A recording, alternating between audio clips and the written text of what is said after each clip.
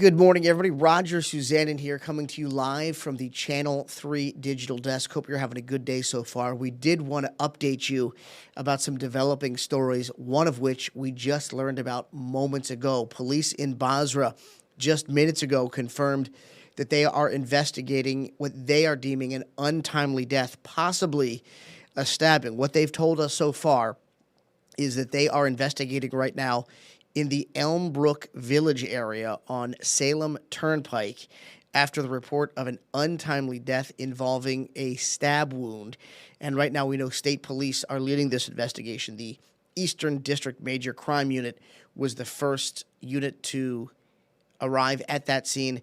And again, state police investigating an untimely death, a possible stabbing in Basra. Of course, we're going to have much more information on that developing story as we go throughout the day.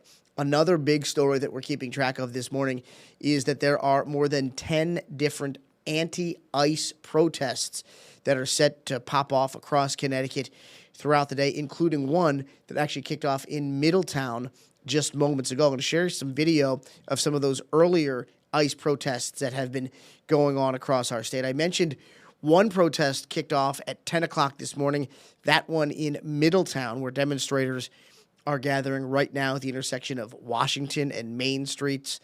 I mentioned, though, there are more than 10 anti-ICE protests that are set to go on in Connecticut throughout the day, including another large gathering in Hartford later today. This is part of hundreds of planned protests that will happen across the country today. Also, we have a really big and important story to let you know about for anybody who wants to sign up for health insurance through the state exchange. And that is that today is the deadline to enroll in Access Health CT.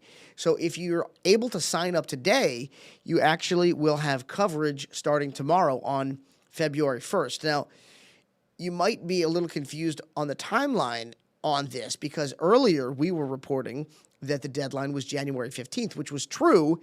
However, the state pushed back that deadline until today. So it's not too late to sign up to get your health benefits through the state exchange, through Access Health CT. Again, you need to sign up today, and you could have health insurance as soon as tomorrow. So that's a very important development. Also, we are tracking developing news right now. Take a look at your screen that you're watching this on.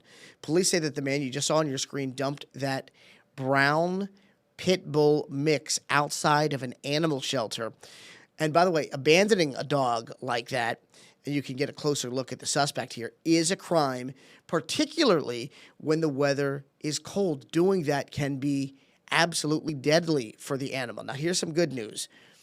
Animal control officers in New Haven have told us that this sweet little brown pit bull mix is safe this morning, but they are still trying to find the person who dumped that poor animal today. So if you have any information that could help police, contact them immediately there in New Haven. So glad, though, that that dog is okay. It's a reminder, though, to keep your animals inside as long as possible. And, of course, never abandon them, ever. That is a crime, but particularly when the weather is this dangerously cold like it is right now.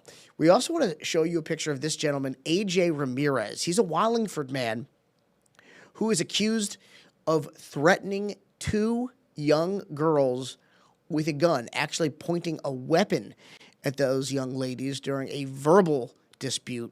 Police tell us that this all happened on December 28th when this man approached the two girls who were in a car. They got into some sort of argument. They said that Ramirez was wearing a mask at the time, and he's also accused of actually threatening to kill one of those young ladies. So Ramirez is set to face a judge at some point next week, and he was released, we're told, on $25,000 bond.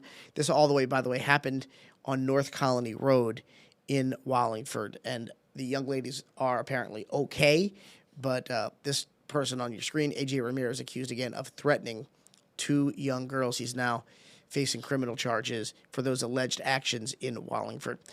All right, another thing before we head out the door, I do want to let you know that right now we are taking a very close look at the forecast. And when you put your eyes on the 7-day forecast, you can see some relatively good news, and that is that we are looking at temperatures possibly at least hitting the 30s once we get through this weekend. Now, look, that is not all that warm. However, it is a big change from these dangerously cold temperatures that we have been dealing with.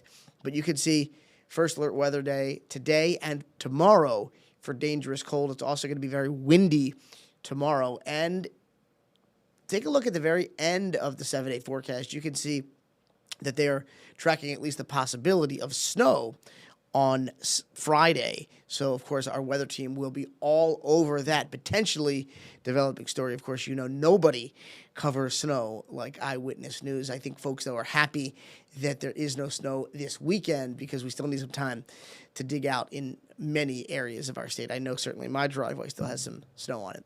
So anyway, hope you're having a fantastic Saturday. We're going to continue to track developing news on the WFSB News app, and we'll have a lot more information on our broadcast throughout the night here on Channel 3. So hope you're having a fantastic day. We'll see you real soon here on Eyewitness News. Have a great Saturday, everybody.